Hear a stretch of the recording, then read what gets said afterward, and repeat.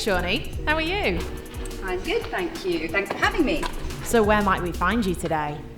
You find me on the hottest day of the year, drinking hot coffee, and I'm about to take you to one of my favourite vintage spots. So you've got about 20 seconds to give us your best elevator pitch. Okay, my name is Shawnee Brett. I'm a sustainable style consultant.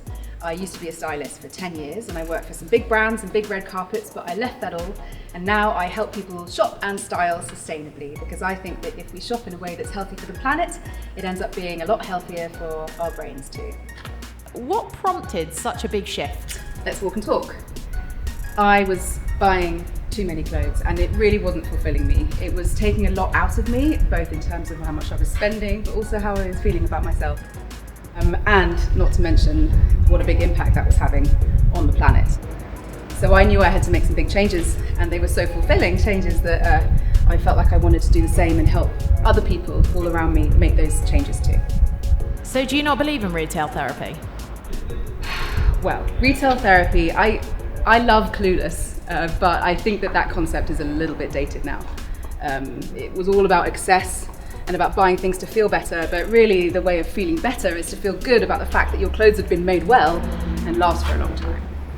Well, they do say moderation in all things. So now that you're more conscious in your consumption, where do you get your style inspiration from? Well, when I was a kid, I used to throw things together, just things that I thought looked cool. They probably weren't cool, but I would say that my biggest style icon right now is 10-year-old me. Okay, we're gonna get nerdy. How would you describe sustainability? Sustainability is honouring nature's resources in order to fulfil today's needs without compromising tomorrow's needs. So why is sustainability so important?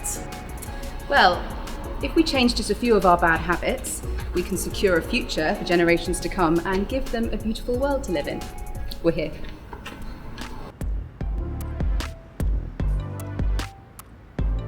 So we are at the studio of Laura Von Bear, and if you can get yourself an appointment, this is one of the best places to find vintage in London. Well, this feels like that scene from The Devil Wears Prada, you know, when you realise just how interconnected fashion is with our lives, even if we aren't fully aware of it. With that in mind, is it possible for an item to be 100% sustainable? If an item was 100% sustainable, it would have taken zero resources, including energy and labour, for that item to just magically appear in your wardrobe. And so even if you were to personally make all of your clothes out of fig leaves, they would still not be 100% sustainable. Sustainability is a spectrum. Oh, that makes a lot of sense. So in terms of the spectrum, what would be the most sustainable garment possible?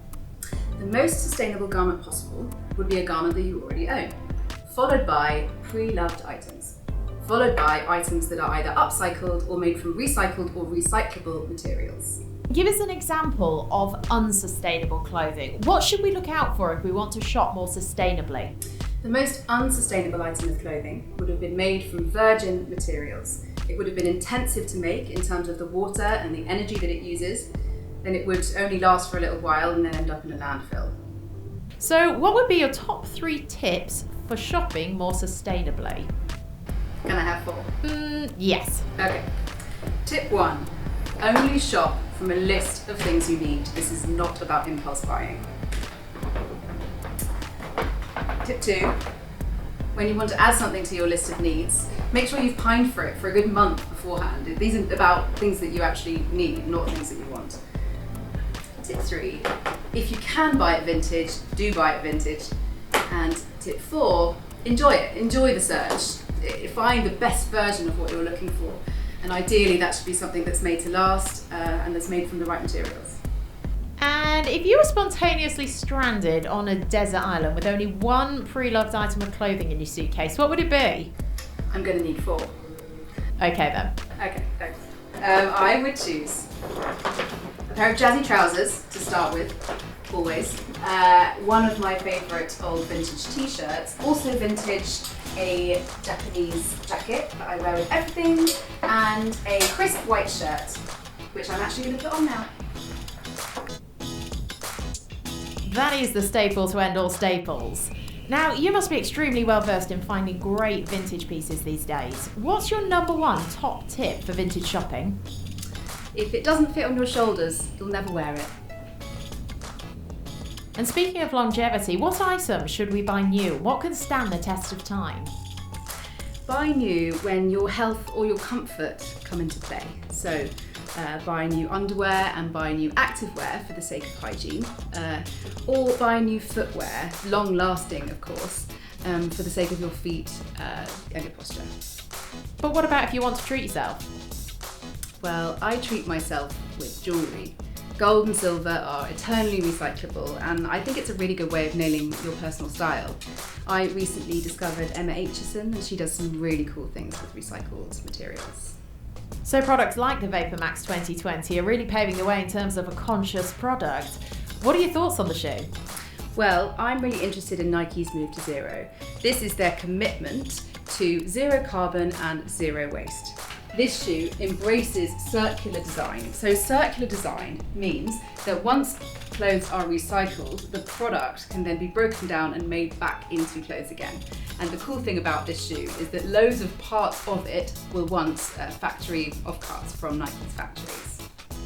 The shoe itself is majority recycled material, but there's loads more information if you want to check it out online.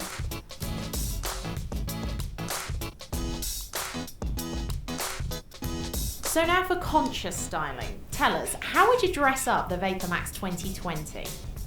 I would dress it up with a white shirt and layers of jewellery. And to dress it down? Dress it down with boyish denim, a vintage t-shirt, and some sort of accessory that echoes the colour in the shoe. How do you stay creative with a capsule wardrobe?